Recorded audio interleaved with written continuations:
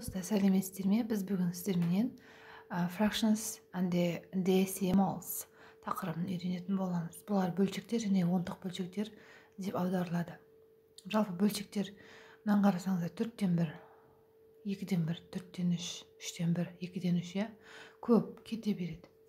1000-нан 21, 100-ден 21, 1000-нан 1 деген сияқты. Осыны қалай оқимыз? 4-тен 1 a quarter, 2-ден 1 a half, 4-тен 3 3 quarters, 3-тен 1 a third, 3-тен 2 2 thirds, 8-ден 3 3 eighths. Осылай кете береді. Бірінші бөлшектің астындағы, бөлшектің үстіндегісі оқылады да, сосын астындағысы оқылады. 3 16ths, яғни 16-дан 3. 9-дан 7, 7 9ths. Яғни бірінші бөлшектің үстіндегі, сосын бөлшектің астындағысы оқылады екен.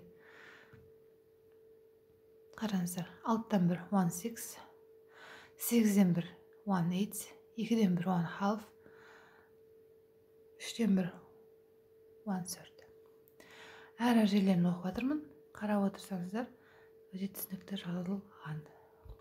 Ондық бөлшектерді айтатын болсақ, 0,125-ті 0.25 немесе NAV 0.25 деп оқуға болады екен. 0,5 0.5, 0,175 0.75.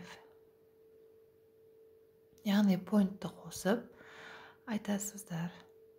Егерде поинт ол 0 бүтін болса, иә, ал мына жерде 1,5 болып тұрса, онда 1.5. 1,5. 8 бүтін 156 8.56. Міне осылай кете береді. Күрделеніп кете береді. Енді мынандай үлкен 117 бүтін деген сияқты. Олар аз кездеседі ғой. Ең бастысы бізде 0,1000-нан 333, 0.333 немесе NAV 0.333. Оңай екен. Жалпы осы. Көп басты қатыратындай ешқандай ереже жоқ. Жай ғана поинтті қоясыз, егер 0 бүтін басталса. Ал 1 бүтін немесе 2 бүтін деген сияқты болса, соған лайықты санды қоямыз. 1 бүтін 1 point, 2 бүтін 2 point, 8 бүтін 8 point. 8.56, 8 бүтін дағы